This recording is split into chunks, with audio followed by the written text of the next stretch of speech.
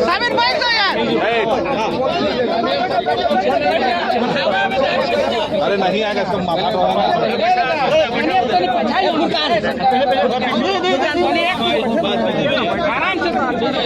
आराम से चुप रहिए। न्याय दिलाने में थोड़ा सा क्या है मीडिया में सवाल बहुत बड़ा रोल होता है। सब शांत रहिए भाई, बोलने दीजिए। शांत होइए, रुक जाइए।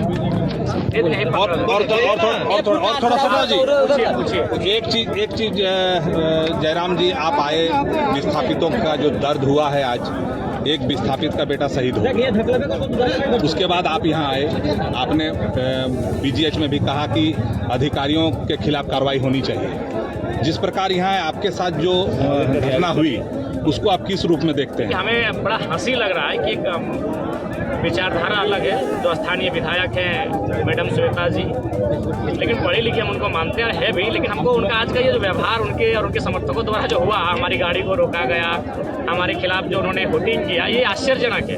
हम मान के चलिए हमारे जगह अगर ढुलू महतो होते माननीय सांसद, तो क्या उनको रोकने का अधिकार है? नहीं। उनको जानना चाहिए कि हम डुमरी विधायक की हैसियत से बोकारो नहीं आए हैं, हम जेल के हम पार्टी के केंद्र अध्यक्ष होने के नाते यहाँ आए हैं, और इस विधानसभा से हमें भी सम्मानजनक 40,000 मत प्राप्त हुए हैं। हम किसी पार्टी के केंद्र अध्यक्ष हैं, उस नाते हम यहाँ पर आए हैं विस्थापितों का दर्द जानने। लेकिन वो कह रही मेरा विधानसभा आप कैसे आ गए? बड़ा आश्चर्य लगा, एक पढ़ी लिखी विधायक का आज इस प्रकार का व्यवहार कर रही है। हालांकि हम ईगो सेटिस्फाइड वाला नेता नहीं है। उनके समर्थकों ने जो हमारी गाड़ी को रोका, हमारी गाड़ी को धक्का मुक्की करने का काम किया, ठोका, उस चीज़ को हम भूल जाते हैं। क्योंकि हम यहाँ विस्थापितों, जो बेटा मर गया है, शहीद हो गया है, उसे न्याय दिलाने आए हैं। और हमें तो विस्थापितों ने बुलाया है, हमें लगभग नहीं तो 50 ज़्यादा टेलीफोन गया। हम रांची में आज मेरा पुस्तकालय समिति और उपभोक्ता समिति का जो हम मेंबर बनाए गए विधानसभा का, दोनों समिति का मेरा बैठक था। हम रांची बैठक भाग लेने गए थे, तो जब वहाँ हम शाम को निकले तो हमें सूचना मिली कि नहीं, यहाँ पर एक धरना हुआ था अप्रेंटिस अभ्यर्थियों का, जिसमें सीएसएफ के द्वारा लाठीचार्ज हुआ है और एक भाई का मतलब डेथ हो चुका है। तो फिर हम डुमरी विधानसभा हमको जाना था, बलथरिया गांव के ग्रामीणों के बीच कुछ समस्याओं को सुनना था रात को। हम उनको कहा कि आपकी समस्याएं कल सुन लेंगे, वहाँ एक मर्डर हो चुका है, हम वहाँ जाते हैं। तो यहाँ सबसे पहले हम आए, जहाँ जहाँ धरना हो रहा है, जहाँ जहाँ लोग जमा है भीड़, हमने उनसे मिला, उनको सांत्वना दिया, उनको आंदोलन में समर्थन देने का वादा किया। फिर हम अस्पताल गए, वहाँ जितने भी शायद एसडीओ एसडीएम हैं और 2-3 पदाधिकारी हैं पुलिस के, उनसे मिले, उनको हमने फटकार लगाई कि आप विधिवत कार्रवाई करवाइए, जो दोषी है उनको दंडित करिए।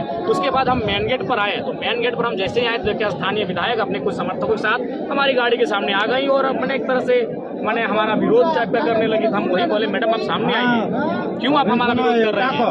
तो बोले नहीं, ये मेरा विधानसभा। मैडम ये मत, हम डुमरी विधायक कैसे से नहीं आए हैं। और ये तो मन में संकीर्ण सोच होना ही नहीं चाहिए कि मेरा विधानसभा तेरा विधानसभा। यहाँ मौत हुआ है, यहाँ प्रशासन ने हैवानियत की हद को पार किया है, यहाँ मिल के विस्थापितों की लड़ाई को लड़ने की आवश्यकता है। तो ये बड़ा आश्चर्य हमको लगा। बोर्ड को भी उखाड़ दिया गया, बोर्ड को भी उखाड़ दिया गया, बड़ा दुर्भाग्य है। लेकिन खैर, हम अपना ईगो सेटिस्फाइड वाला नेता नहीं है। हमारी गाड़ी को भी तोड़ देते हैं तो आज हम नाराज नहीं होते, क्योंकि अगर हम नाराज होके अगर फिर अपना ईगो में लेंगे तो आंदोलन बिखर जाएगा। आप बीजीएच में एक बयान दिए हैं कि जो अधिकारी हैं उनको सड़क पर अब बिल्कुल, जो बीएसएल के अधिकारी हैं उनको सड़क पे निकालना चाहिए और चप्पल जूते मारना चाहिए। उससे क्या होगा? एक छोटा मोटा केस होगा मौत से, तो लेकिन वो सबक सिखाने की आवश्यकता है।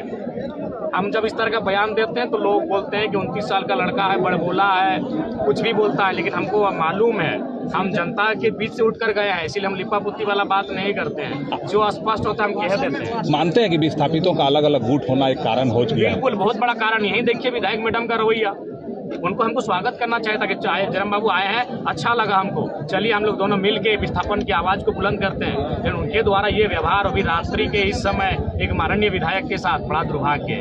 बिल्कुल विधायक